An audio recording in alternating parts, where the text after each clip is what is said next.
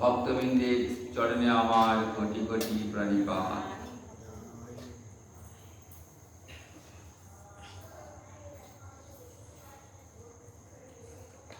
প্রহ্লাদ মহারাজ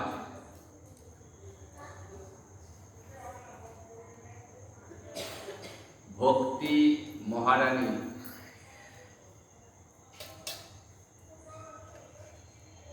নটি অঙ্গের কথা বললেন। ভক্তি যাজন করতে গেলে এই নটি অঙ্গের যে কোনো একটা অঙ্গ যাজন করলেই ভক্তি লাভ হয়। কি সেই নটি অঙ্গ? শ্রবণং কীর্তনং বিষ্ণু শরণং পাদ সেবনং অর্চনং বন্দনং দাস্যং সক্ষম আত্মনিবেদন।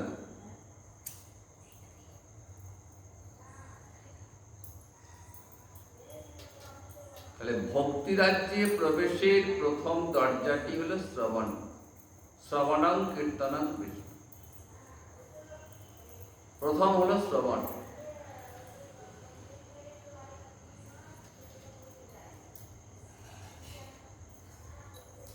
শ্রবণের দ্বারা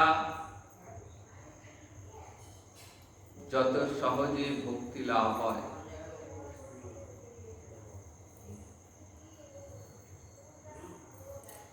সেটা অন্য কোনো সাধনের দ্বারা কিন্তু হয় না।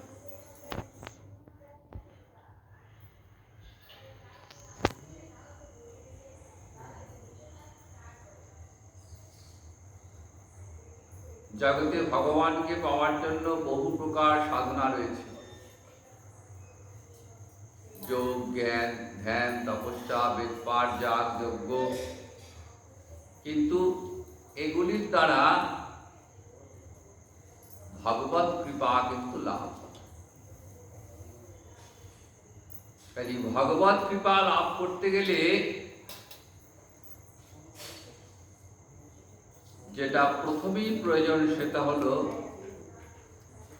ভক্ত সঙ্গে, সাধু সঙ্গে বসে মহতের মুখ নিঃসৃত হরিকথা শ্রবণ। হরিকথা শ্রবণ করলে কি হয়? সুখদেব বলছেন মহারাজ পরীক্ষিতকে যে, মহারাজ হরিকথার কেমন মহিমা জানেন? হরিকথা শ্রবণে কি হয়?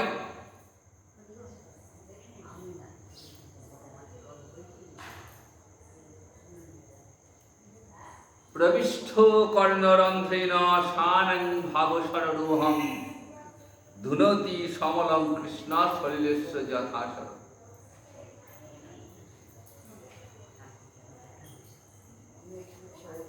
আপনি হরিকথা শুনতে বসেছেন,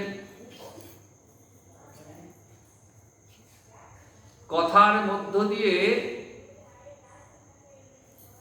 যার কথা হচ্ছে সেই স্বয়ং ভগবান শ্রীহরি প্রবিষ্ঠ কর্ণরন্ধ্রেণ, ভক্তের কর্ণরন্ধ্র দিয়ে কথার মধ্য দিয়ে প্রবেশ করে গেলেন। কোথায় গেলেন? ভক্তের হৃদয়ে।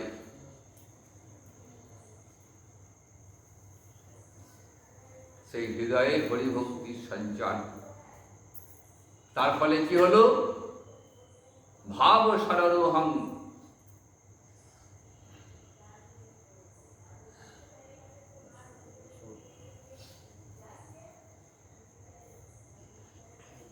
কিন্তু আমাদের হৃদয় তো কামনা বাসনায় জীর্ণ। তো সেই কামনা বাসনায় জীর্ণ হৃদয়ে কেমন করে ভগবান বসবেন? যেখানে বিষয় থাকে, যেখানে কামনা থাকে, সেখানে তো ভগবান থাকেন না।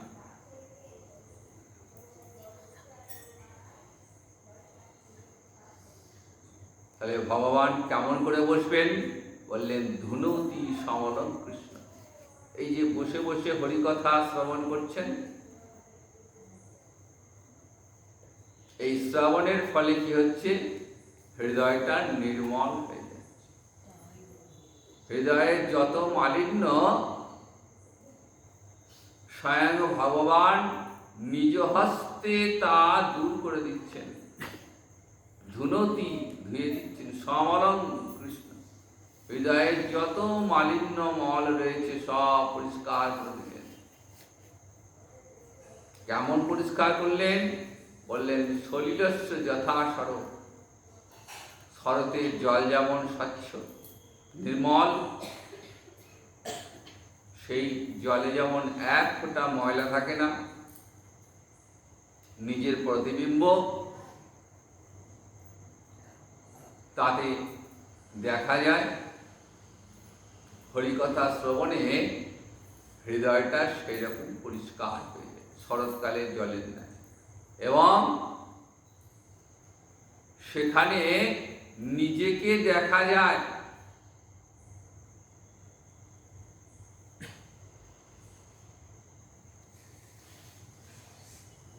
তাই হরিকথার এমনই মহিমা দেখুন।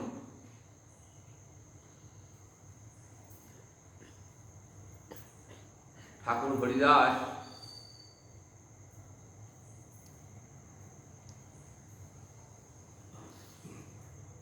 শুধু হরিনাম করে হৃদয়টাকে এতটাই পবিত্র করেছিলেন যে হরিদাসের হৃদয়ে কান পাতলে হরিনামের ধ্বনি শোনা যেত।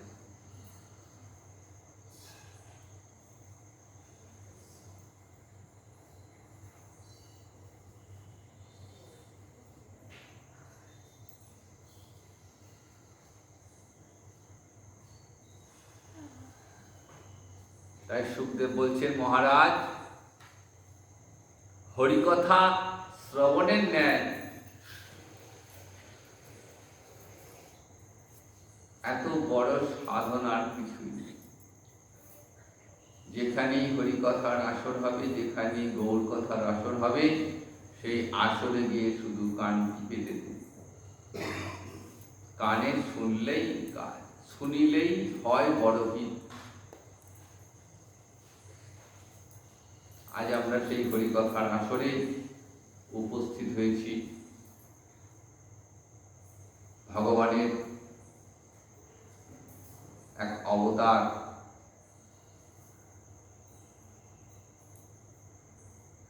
বামন দেবের আবির্ভাব লীলা শ্রবণ করব।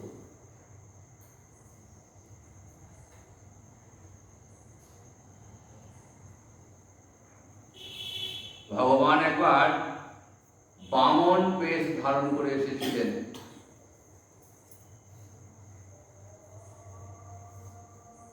বলি মহারাজকে কৃপা করবার জন্য। বলি মহারাজ কে ছিলেন? অসুররাজ।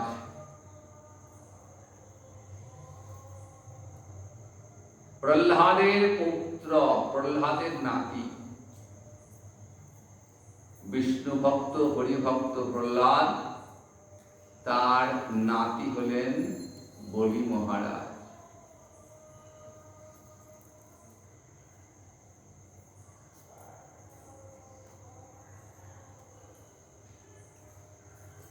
কবি জয়দেব সেই বামন দেবের স্তুতি করেছেন। ছলয়সী বিক্রমেণ,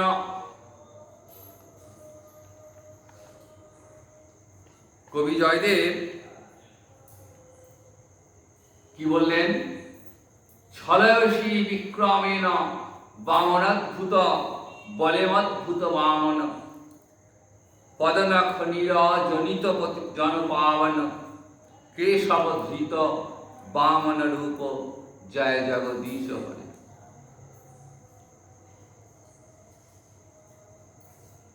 অর্থাৎ হে জগদীশ্বর হরি, তুমি বামন রূপে পৃথিবীতে অবতীর্ণ হয়েছ।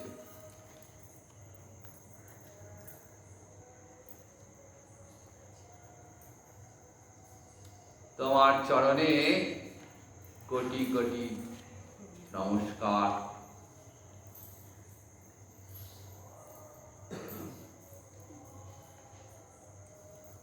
তুমি বলিকে অদ্ভুত বামন বেশে পদবিক্ষেপের দ্বারা ছলনা করেছিলে, যার পদনখের জলে জগৎ পবিত্র। সেই বামন রূপী জগদীশ্বর হরি তোমার জয় হোক। কেশব ধৃত বামন রূপ জয় জগদীশ হরে। হে জগদীশ্বর হরি, তোমার জয় হোক। বলি মহারাজ ছিলেন দৈত্যরাজ, প্রবল পরাক্রমী, বিশ্বজয়ী, বিশ্বজিৎ যজ্ঞ করে বিশ্ব জয় করার ক্ষমতা লাভ করেছেন।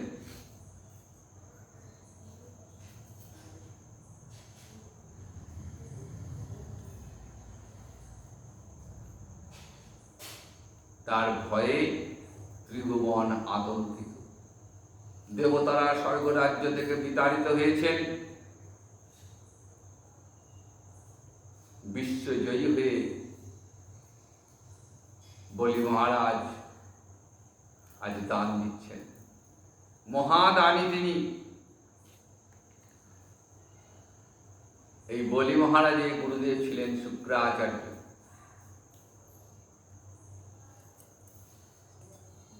সেই দানের কোনো পরিসীমা নাই। তিনি দানবীর খ্যাতি লাভ করেছেন।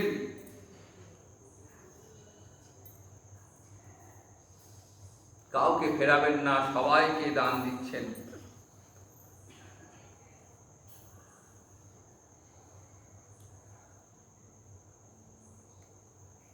দানবীর হিসেবে তিনি খ্যাতি অর্জন করেছেন।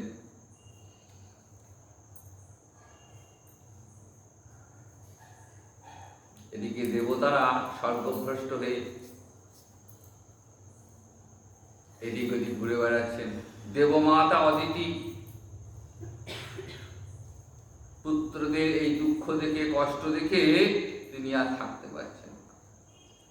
পুত্ররা কষ্ট পাচ্ছেন, তাহলে কোনো মা কি আর বসে বসে দেখতে পারেন পুত্রের কষ্ট?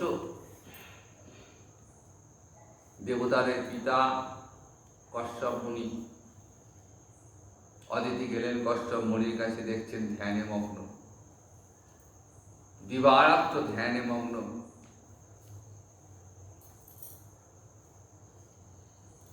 কিছুতেই আর মনের কথা বলতে পারছেন না। একদিন সুযোগ পেল,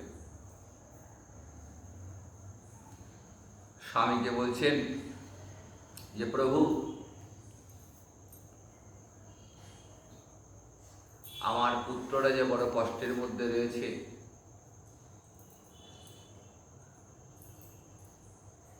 তাদের এই কষ্ট কেমন করে লাঘব হবে? কশ্যপ মুনি বলছেন যে কল্যাণী, তুমি ভগবান শ্রীহরির উপাসনা করো। শ্রীহরির উপাসনা করলে তিনি তোমার সমস্ত দুঃখ বিনাশ করবেন।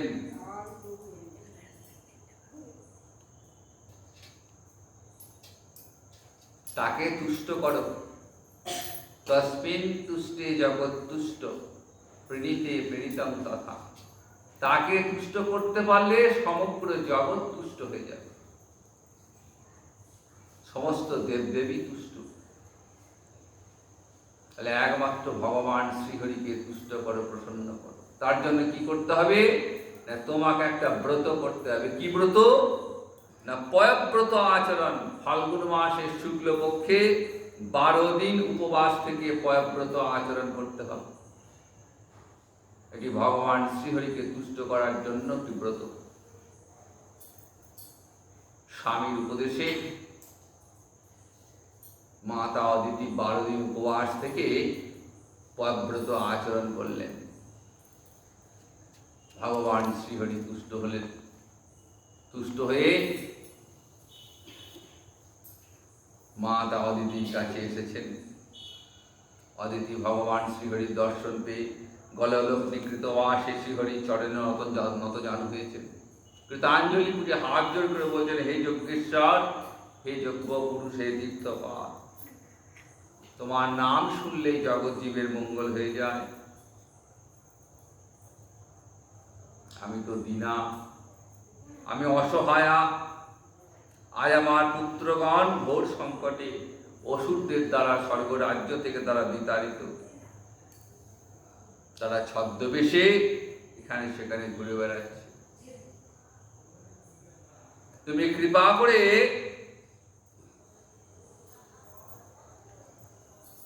তাদের রাজ্য ফিরিয়ে দাও।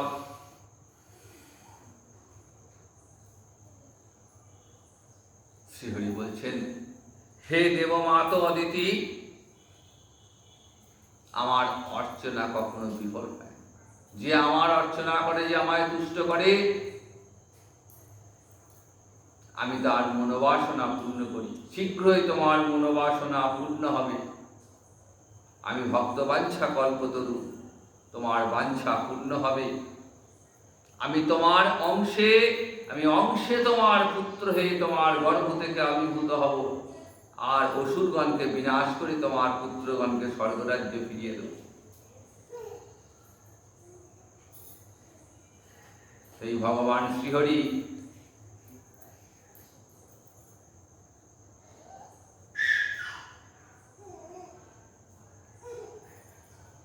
অদিতির গর্ভ থেকে আবির্ভূত হলেন অদিতির বাঞ্ছা পূরণের জন্য। শ্রবণা নক্ষত্রযুক্ত দ্বাদশী তিথি, মধ্যাহ্নকাল।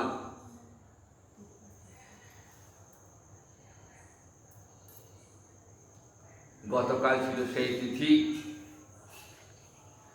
এই তিথির নাম বিজয়া দ্বাদশী তিথি।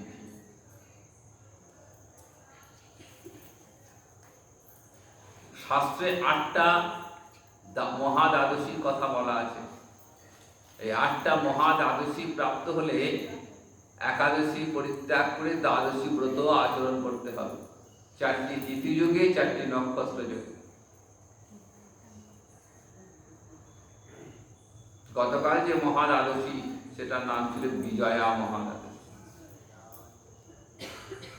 তার আগের দিনে একাদশী ছিল পার্শ্ব একাদশী। ভগবান শ্রীহরি ওই দিন পার্শ্ব পরিবর্তন করেন, বাম দিক থেকে ডান দিকে ঘুরে তিনি শুয়েছেন। বাঁ দিকে কাত হয়ে শুয়েছিলেন।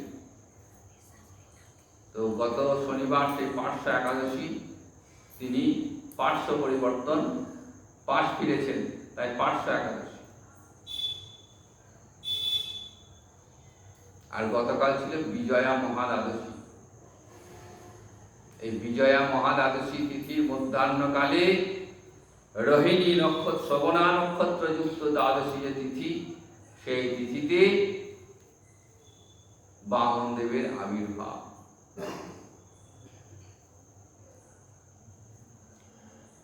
অসুর বধ করবার জন্য বা অন্যান্য কর্মের জন্য স্বয়ং ভগবানকে আসার প্রয়োজন হয় না। ভগবানের অংশ, অংশের অংশ, কলা, অবতার,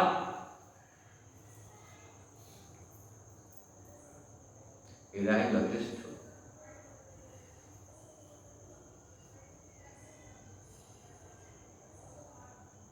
যতবার পৃথিবীতে অসুরদের দ্বারা পৃথিবী ভারাক্রান্ত হয়েছে, অত্যাচারিত হয়েছে, ততবার ভগবান তার অংশ, অংশের অংশ, কলা, অবতার রূপে এসেছেন। উদ্দেশ্য দুষ্টের দমন, সৃষ্টির পালন করা। তো সেই বলি মহারাজ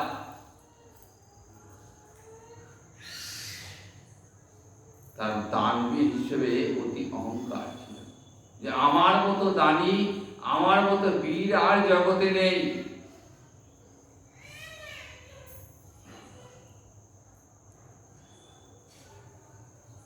অতি দর্পে হতালঙ্কা, অতি মানে চ কৌরবা।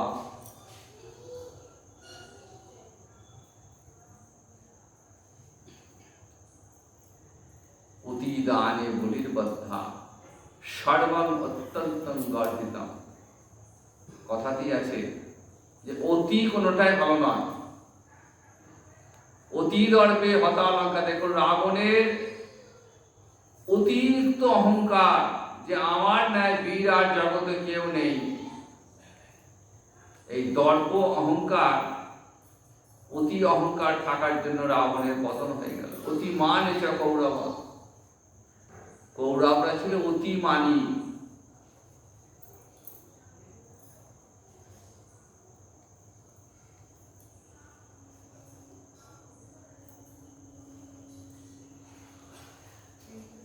অতি দানে বলির্বদ্ধা। বেশি দান করতে করতে দানের সীমা থাকতে হবে।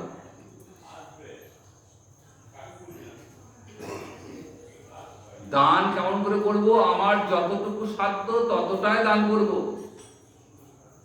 অহংকারে বসে, মোহের বসে দানের একটা সীমা থাকবে। কিন্তু বলি তার সীমা ছাড়িয়ে গেছিল।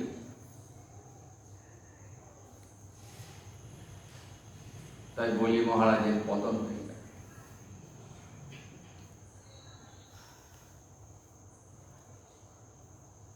অদিতির গর্ভ থেকে অবতীর্ণ হয়েছেন বামনরূপী ভগবান, এক ব্রাহ্মণ বালকের বেশ ধরেছেন। 5 বৎসর বয়স, উপনয়ন হয়েছে, খর্বাকৃতি।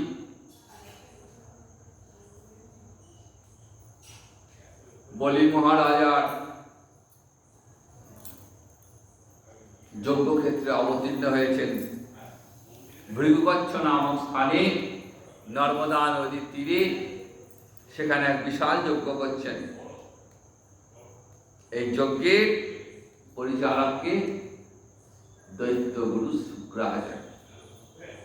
দুহাত ভরে দান দিচ্ছেন বলি মহারাজ। নানা দেশ থেকে কত ব্রাহ্মণ, কত দরিদ্র আসছেন। কত কি দান! অন্নদান, ভূমিদান, গোদান, স্বর্ণদান। দানের কোনো সীমা পরিসীমা নাই। আজ কল্পতরু হয়েছেন। চতুর্দিকে বলি মহারাজের জয় জয়কার। যারা দান পাচ্ছে তারাই বলি মহারাজের জয় দিচ্ছেন। আর বলি মহারাজ ফুলে ফেপে উঠছেন। দান করতে করতে নিজের সীমাটা ভুলে গেছেন। আর সেই যজ্ঞ সভায় একটি ছাতা মাথায় নিয়ে বামনরূপী ভগবান এসছেন দান গ্রহণ করবার জন্য। কি ভয়ঙ্কর তেজ, ব্রহ্ম তেজ বেরোচ্ছে। পথশ্রয়ে মুখখানি লাল হয়ে গেছে। তো সেই বামনরূপী ব্রাহ্মণকে দেখেই বলি মহারাজ উঠে দাঁড়িয়েছে। স্বাগতম তে নমস্তুভ্যং ব্রহ্মণা কিঙ্করবাণমতে। হে ব্রাহ্মণ, আপনাকে স্বাগত আমার যজ্ঞ সভায়। আপনি আমার প্রণাম গ্রহণ করুন। আমি সাক্ষাৎ ব্রহ্মর্ষিগণের তপস্যা, আর সেই তপস্যা আজ মূর্তি ধারণ করে আমার কাছে উপস্থিত। অদ্য ন পীতল তৃপ্তা, অদ্য ন পাবিতং কুলং। আপনার আগমনে আজ আমার পিতৃপুরুষগণ তৃপ্ত হলেন। আমার বংশ আজ পবিত্র হল। আপনার আগমনে আমার যজ্ঞ সার্থক। তা হে ব্রাহ্মণ বালক, আমি আজ দানবীর, আমি আজ দান দিচ্ছি। আপনার যা যা ইচ্ছা আপনি আমার নিকট প্রার্থনা করুন। আপনাকে দান করে আজ আমি ধন্য হই। দেখুন, দৈত্যরাজ বলির মনে কতখানি অহংকার। স্বয়ং ভগবানকে বলছেন আমি আজ আপনাকে দান দেব। আপনি যা যা চাইবেন আপনাকে আমি তাই দেব।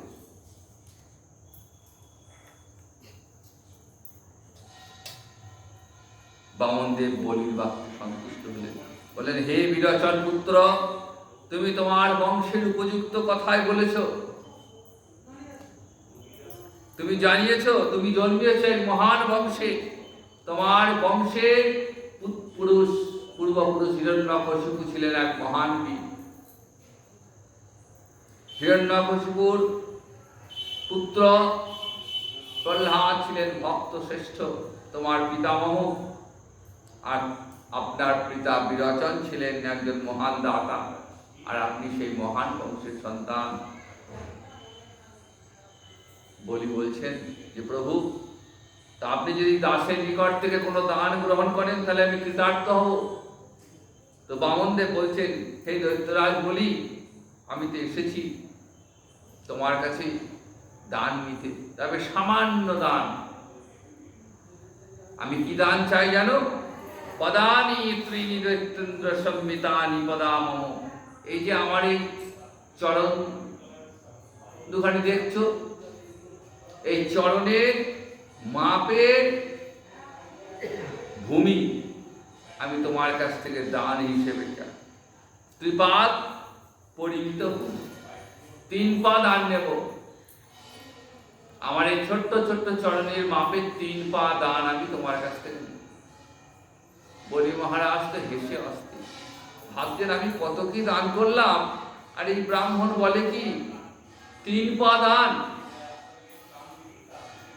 হাসছে, কি বলছেন? তাং বাল বালিসমতি। ও হে ব্রাহ্মণ, তোমার তো বয়সটা অল্প, তাই তোমার কোনো ধারণা নেই দান সম্বন্ধে, বুদ্ধিটাও অল্প, তাই তোমার এই পায়ের 3 পা দানে তোমার কি হবে? তুমি অন্তত জীবিকা অর্জন হতে পারে এমন ভূমি তুমি চেয়ে নাও। তোমার এই ছোট্ট ছোট্ট চরণের 3 পা দানে কি হবে? কিছুই তো হবে না। অন্তত তোমার জীবিকাটা রক্ষা হয় এমন ভূমি তুমি নাও। দৈত্যরাজ, আমি এই 3 পা ভূমির বেশি আর কিচ্ছু নেব না। বলি বামনদেব তার সিদ্ধান্ত বললেন, না, আমি এই 3 পা ভূমির বেশি আর কিচ্ছু চাই না। এই 3 পা ভূমিতে যার মন সন্তুষ্ট হয় না, তার ইন্দ্রলোকের ঐশ্বর্য পেলেও মানসিক সন্তুষ্টি আছে।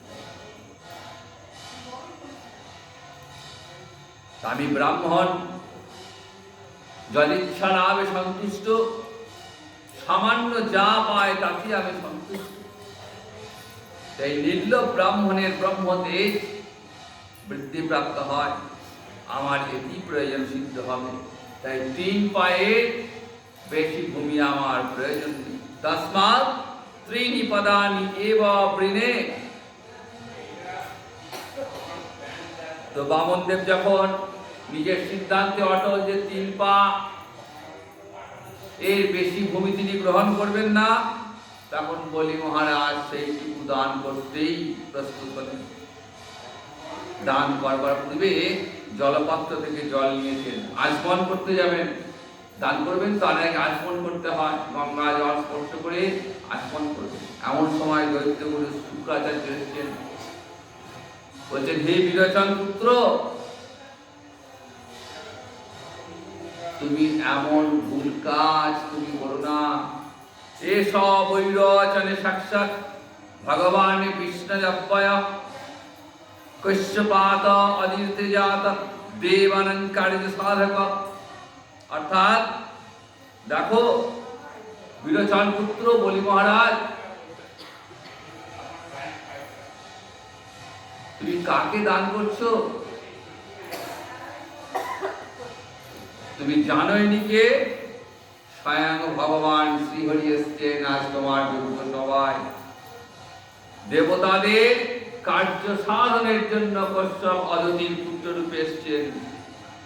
কাকে তুমি দান দিচ্ছ? স্বয়ং লক্ষ্মীপতি নারায়ণ।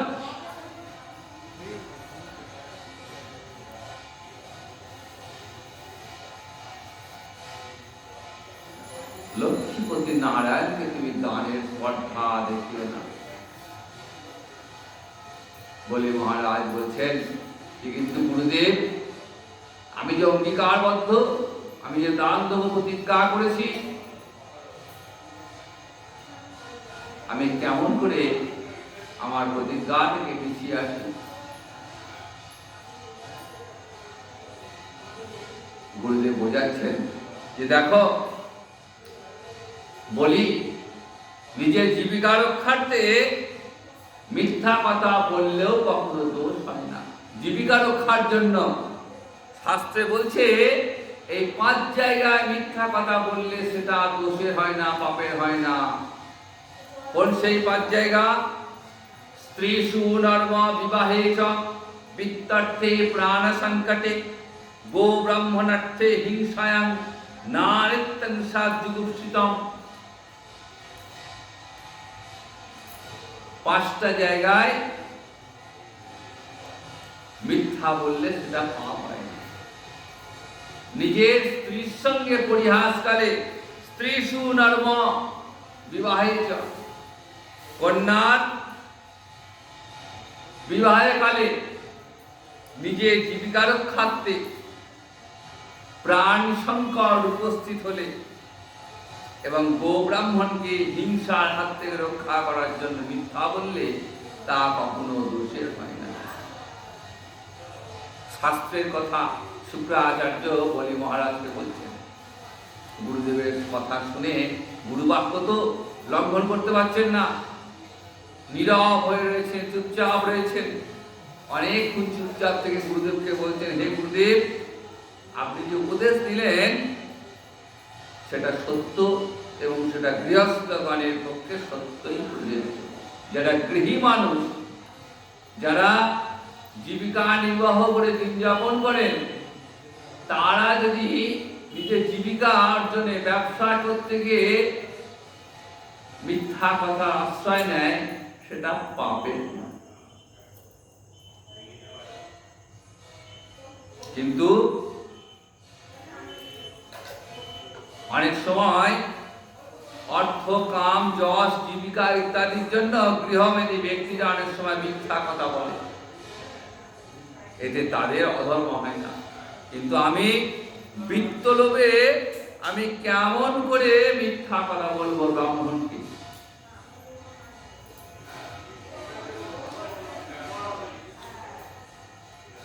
স্বয়ং পৃথিবী দেবী বলছেন, আমি সব সহ্য করতে পারি, কিন্তু মিথ্যাবাদী লোককে আমি সহ্য করতে পারি না।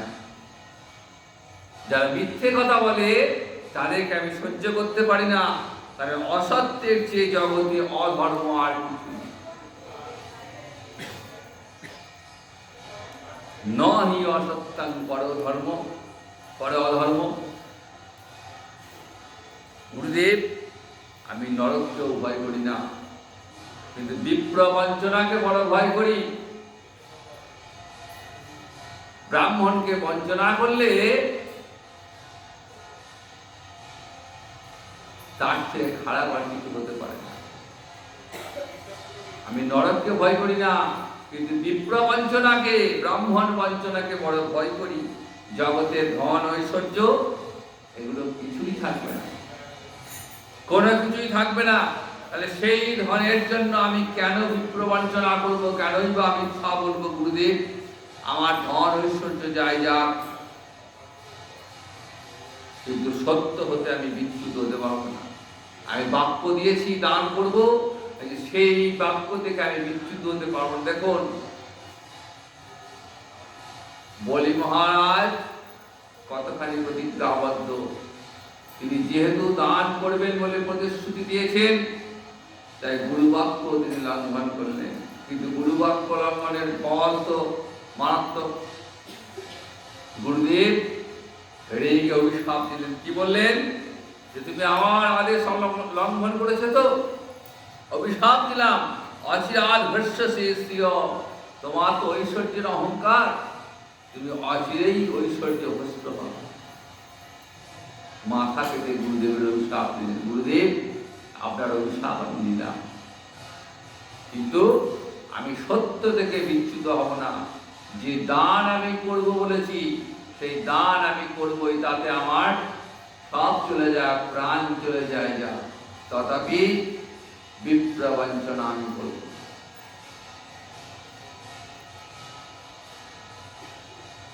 আচমন করেছেন বলিপত্নী বৃন্দাবলী স্বর্ণ কলসে করে জল নিয়ে এলেন।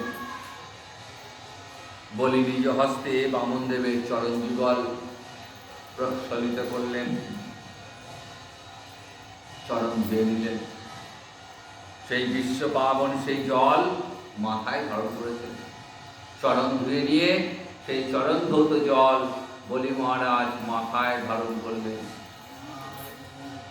বলির এই কীর্তি দেখে স্বর্গে থেকে দেবতাগণ গন্ধর্বগণ সবাই প্রশংসা করলেন, পুষ্প বৃষ্টি করলেন, স্বর্গে দুন্দুভি বাজতে লাগলো। আর ঠিক সেই সময় ভগবান এক অদ্ভুত রূপ ধারণ করলেন। ছিলেন ছোট্ট খাট্ট খর্বাকৃতি। যখন দান নেবার আগে ছোট্ট খাট্ট খর্বাকৃতি চেহারা, ছোট্ট ছোট্ট চরণ দেখিয়ে বললেন, আমার ওই চরণের 3 পা পরিমিত দান আমি দেব। এইবার যখন বলি দান দেবেন তখন ভগবান তার আসল রূপটা বার করেছেন। এক চরণ ব্রহ্মলোক স্পর্শ করেছে, আর এক চরণ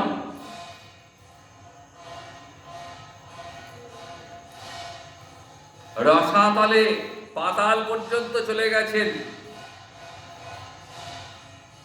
আর বিশাল শরীরের দ্বারা অন্তরিক্ষ অধিকার করেছেন, অর্থাৎ সমগ্র বিশ্ব ভগবান অধিকার করেছেন। 2 চরণেই সমস্ত রাজ্য অধিকৃত। এইবার ভগবানের নাভি কমল থেকে আরেকটি চরণ বেরিয়ে বলি মহারাজকে বলছেন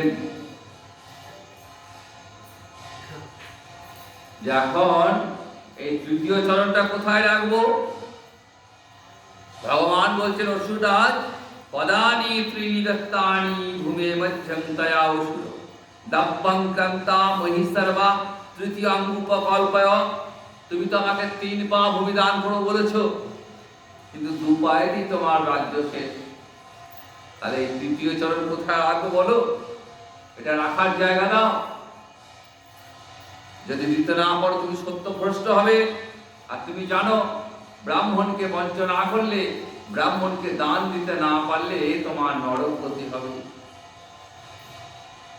তখন বলি দানের কথা ভুলে গেছেন। ভগবানের ওই অপূর্ব রূপ দর্শন করছেন আর মনে মনে ভাবছেন, প্রভু আমি মিথ্যা বাঁচতে হব না, সত্যের পথ থেকে ভ্রষ্ট হব না। পিতামহ প্রহ্লাদের বংশে জন্ম আমার, আমি প্রহ্লাদের পুত্র, প্রহ্লাদের নাতি। তুমি আমায় ছলনা করেছো ঠিকই।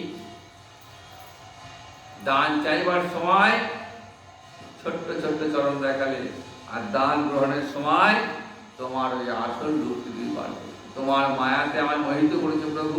তোমার মায়ায় মোহিত হয়ে আমি তোমায় দান করার স্পর্ধা দেখিয়েছি, কিন্তু তথাপি আমি সত্যভ্রষ্ট হব না। দান আমি তোমায় দেব প্রভু। তোমাকে দান দিতে পারে জগতে এমন স্পর্ধা কার আছে? তোমাকে দান করতে পারে, আমি সেই স্পর্ধা দেখিয়েছি। তাই দান আমি তোমায় দেব, কিন্তু কি দেবো মনে মনে ভাবছেন। আমার তো আর কিছুই নেই, আমার বলতে তো আর কিছুই নেই। সমস্ত রাজ্য ত্রিভুবন অধিকৃত হয়ে গেছে। বলি মহারাজকে নাক পাশে বন্ধন করেছেন, দান দিতে পারবে না তো আর। নাক পাশে বন্ধন করেছেন। বৃন্দাবনী কাঁদছেন, স্বামীকে বেঁধেছেন তো, স্বামীর বন্ধন দশা দেখে সতী বৃন্দাবলীর মনে বড় দুঃখ। বলি তখন পত্নী বৃন্দাবলীকে বলছেন, বলি কহে, শোনো প্রিয়ে আমারও বচন, বামন আমার আজি করিল বন্ধন, ত্রিপাদ ভূমির স্থান দিতে নাহি পারি, তাই নাক পাশে বাঁধিলেন ক্রোধ করি। ভগবান ক্রোধ করেছেন, আজকে ক্রোধ করে আমায় নাক পাশে বন্ধন করেছেন।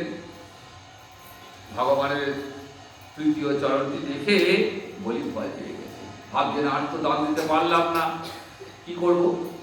তখন বৃন্দাবলী বলছেন, পত্নীকে বলছেন যে দেখো বৃন্দাবলী, চরণ এখন হলো স্থান পায় কোথা, বৃন্দাবলী বলে নাথ পেতে দাও মাথা, অপূর্ব চরণ নাথ দেখালে বামন, উত্তমাঙ্গে স্থান দেহ করহে ধারণ।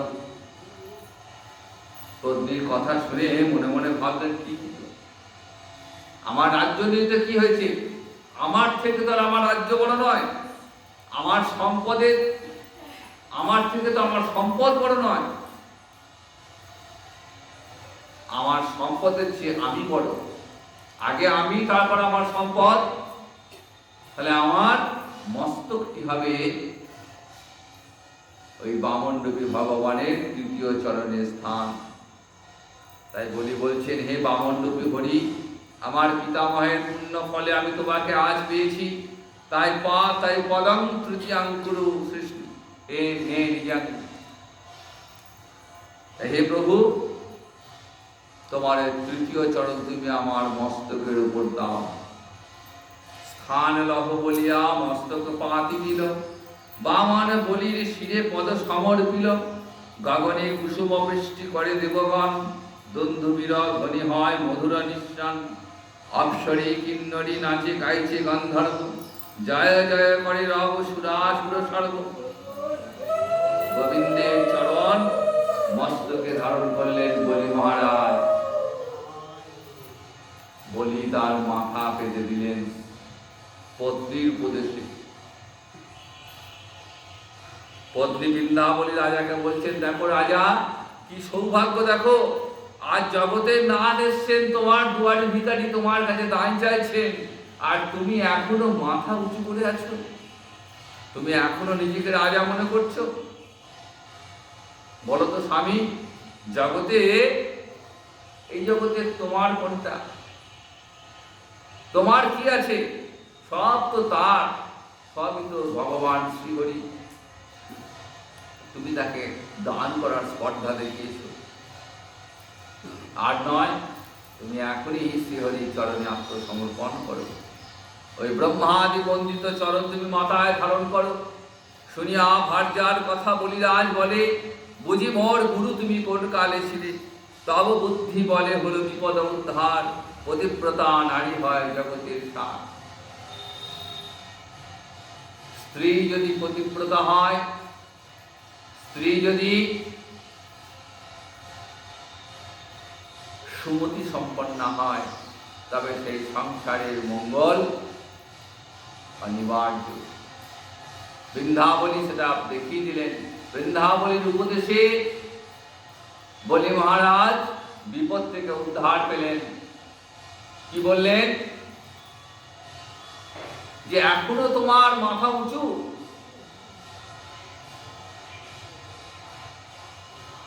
তুমি কাকে দান দেওয়ার স্পর্ধা করেছো?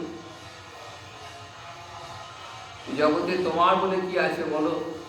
আর দেরি নয়, এখনই তুমি নিজেকে সমর্পণ করে। দেখুন, পত্নীর কথায় বলি মহারাজ আপন মস্তক পেতে দিলেন। বামনকে ভগবান নাক পাশে বন্ধ করেছে। যে চরণ বাঞ্ছা করে স্বয়ং লক্ষ্মী দেবীও পান না, সেই চরণ আজ বলি মহারাজ লাভ করলেন। প্রহ্লাদের বংশীয়, প্রহ্লাদের নাতি বলে তার এমন সৌভাগ্য। আজ প্রহ্লাদের তো আনন্দের সীমা নাই। প্রহ্লাদকে দেখে বামন বলছেন যে দেখো রে প্রহ্লাদ, তোর নাতিরও গরম, তোমা হতে কোন ক্রমে নহি বলি কম। 3 পাদ ভূমি দিতে কইল অঙ্গীকার, 2 পদে ফুরাইল জগৎ সংসার। আর 1 পদ মোর দেখিবারে চাই, ত্রিপদ হইনু আমি বলি ঘোরদায়। স্থান নাহি দেখি বিন্ধা বলিল কথায়, আমার 3য় পদ করিল মাথায়। প্রহ্লাদকে বলছে, দেখো প্রহ্লাদ, তোমার থেকেও তোমার নাতির ভাগ্য দেখো।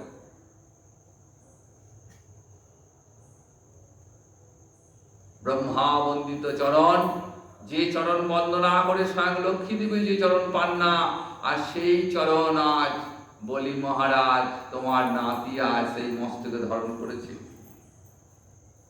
ভগবান বলছেন, দেখো প্রহ্লাদ, আমি নিঃসঙ্গ রূপ ধারণ করে তোমার কৃপা করেছিলাম, আর বলি সেই বংশের নাতি, তোমার পুত্র, তোমার বংশ তার জন্ম, তাই ভক্তের রক্ত তার দেহে বিদ্যমান।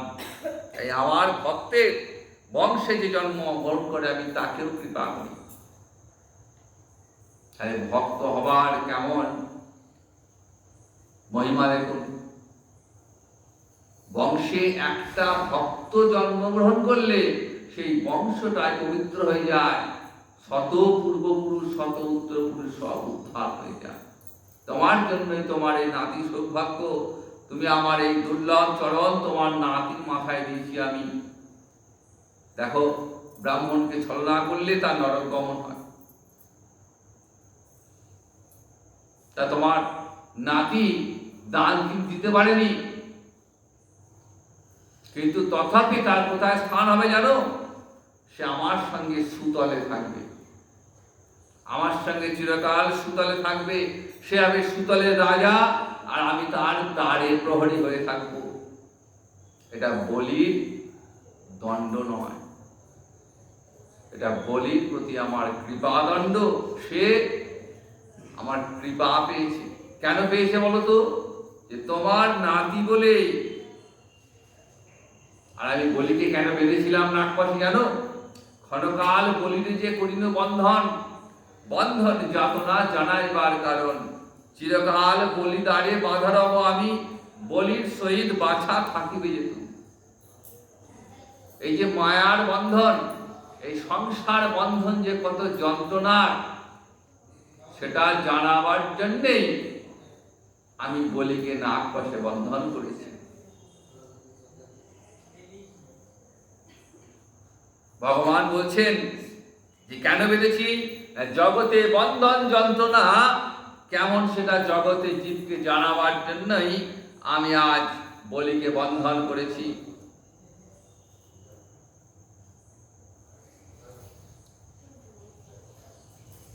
এবার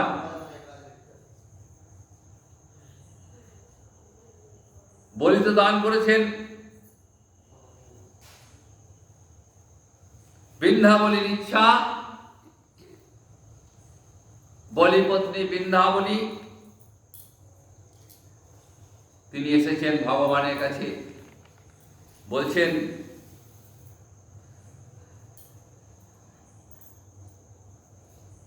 যে দানের সঙ্গে সঙ্গে দক্ষিণাও দিতে হয়। তা আমার ইচ্ছা আমি দক্ষিণা দেব। প্রতিমোর সর্বস্ব তোমারে করিল দান, আমি কিছু দক্ষিণা দিব হে ভগবান। আমার মনের ইচ্ছা আমি তোমায় দক্ষিণা দিব। কি আর দেব? আমার তো আর কিছুই দেবার নেই প্রভু, আর কিছু নাহি প্রভু দিবার জীব ধন। তব পাদ দয়ে প্রাণ করিল সমর্পণ। কি দক্ষিণা? তোমার চরণে আমার এই প্রাণটা সমর্পণ করলাম। ব্রহ্মা এসেছেন, এই ভূত ভাবনে দেবদেব তুমি বলিকে মুক্ত করে দাও। বলি তোমায় সর্বস্ব দান করে দিয়েছে, আর তো বলির কিছু নেই। বলি তোমার চরণে আত্মসমর্পণ করেছে, এইবার তুমি বলিকে মুক্ত করো। তখন ভগবান বলছেন, এ ব্রহ্মণ, আমি যাকে কৃপা করি না, আমি তার সর্বস্ব হরণ করি। কথা কি আছে? আমায় যে করে আস তার করি সর্বনাশ, তথাপি যে না ছাড়ে তারে করি দাসের অনুদাস। দেখুন, ভগবানকে পেতে গেলে প্রতি পদে পদে সর্বনাশ, প্রতি পদে পদে বাধা। ভগবান ভগবত ভজনের একটা বড় দোষ কি জানেন? ভগবান ভজনা করতে গেলে গোবিন্দ গৌর গোবিন্দ ভজনা করলে দেখবেন প্রতি পদে পদে বাধা। পরীক্ষা করেন ভগবান যে দুঃখ কষ্টের মধ্যেও আমাকে পারছে কিনা। যে ছেড়ে দিল ছেড়ে দিল, আর যে না ছাড়ে, তথাপি যে না ছাড়ে তারে করি দাসের অনুদাস। এত দুঃখ কষ্ট যন্ত্রণার মধ্যে যে আমাকে ভোলে না, আমি তাকে আমার দাসের অনুদাস করে রাখি। বিষয় এবং ভগবান দুটো একসঙ্গে থাকেন। ভগবান যদি কৃপা করেন তাহলে আস্তে আস্তে বিষয় বাসনা ধ্বংস হয়ে যায়। এটাই তার কৃপার দান। কৃষ্ণ কৃপার এই এক স্বাভাবিক ধর্ম। রাজ্য ছাড়ি করায় তারে ভিক্ষুকের কর্ম। শাস্ত্রে কত উদাহরণ রয়েছে দেখুন। রাজর্ষি ভরত, ভগীরথ, রন্তিদেব ভাগবতে ভক্ত চরিত্র পড়লে জানতে পারবেন। বামনরূপী ভগবান বললেন, এই বৃন্দাবলী সাবর্ণী মন্বন্তরে তোমার স্বামী বলি হবেন দেবরাজ ইন্দ্র, আর তুমি হবে ইন্দ্রের পত্নী। এখন কিছুদিন সুতলে রাজত্ব করবে, আর আমি সেখানে যাবো বলির সঙ্গে। বলি সুতলে রাজা হবে, আর তুমি হবে রানী। বামেতে বসিবে তুমি শুনক জননী, আমি দ্বারপাল হব শুন সত্যবাণী। গদা ধরি সদা রক্ষা করিব বলিলে, চল সতীপতি সঙ্গে পাতাল ভিতরে।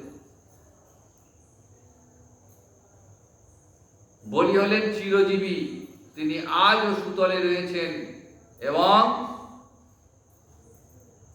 ভগবান সেই সুতলে বলি মহারাজের দ্বার রক্ষীর উপরে রয়েছেন। চিরজীবী ভক্ত শিরোমণি সেই ভগবান গদা হস্তে ভগবান বলিকে আজ রক্ষা করছেন। বলিকে নিয়ে সুতলে চলে গেলেন। দেবরাজ ইন্দ্র আবার স্বর্গরাজ্য ফিরে পেলেন, সমস্ত দেবতাগণকে সঙ্গে নিয়ে আবার পুনঃপ্রতিষ্ঠিত হলেন। বামন চরিত্র শ্রবণ করলে কি হয়? যারা বামন চরিত্র শ্রবণ করলেন, এই বামন চরিত্র শ্রবণের ফল কি? বামন চরিত্র কথা করিলে শ্রবণ, সর্ব পাপ নাশ হয় সকল জীবন। যাত্রাকালে যে জন বামন নাম স্মরে, বিপদে বামন রক্ষা করেন তারে। শাস্ত্রের উপদেশ যে বামন চরিত্র কথা শ্রবণ করলে কি হয়? সমস্ত পাপ ধ্বংস হয়ে যায়, মানব জীবন সফল হয়। আর বিপদে পড়লে, কোনো জায়গায় যাত্রা কাটলে বামন দেবের কথা স্মরণ করলে কি হয়? সমস্ত বিপদ থেকে উদ্ধার লাভ হয়। কোথাও যাচ্ছেন ভালো উদ্দেশ্যে বা যে কোনো কার্যই হোক, যাওয়ার পূর্বে, বাড়ি থেকে পা ফেলার পূর্বে গমনে বামনাঞ্চৈব গমনে বামনাঞ্চৈব গমনে বামনাঞ্চৈব 3 বার বামনদেবকে স্মরণ করে বেরিয়ে পড়ুন। সমস্ত কার্য সিদ্ধি হবে, রাস্তাঘাটে কোথাও কোনো বিপদ আসবে না। তো সেই বামনদেবের শুভ আবির্ভাব তিথি আমরা গতকাল পেরিয়ে এসেছি। তো সেই শুভ আবির্ভাব তিথিতে বামনদেবের চরণে, বামন ভগবানের চরণে কোটি কোটি প্রণাম জানিয়ে, গৌর নিত্যানন্দ চরণে প্রণাম জানিয়ে আজ এখানেই ভাগবতী কথা বিশ্রাম। আগামীকাল হরিদাস নির্যান, ঠাকুর হরিদাসের নির্যান। তো সেই নির্যান উপলক্ষে ঠাকুর হরিদাসের কথা আমরা শ্রবণ করব। আমারই পিতাবাবু আসবেন, আগামীকাল হরিদাসের কথা আপনারা আস্বাদন করবেন। সবাই আসবেন। জয় নিতাই, জয় গুরু।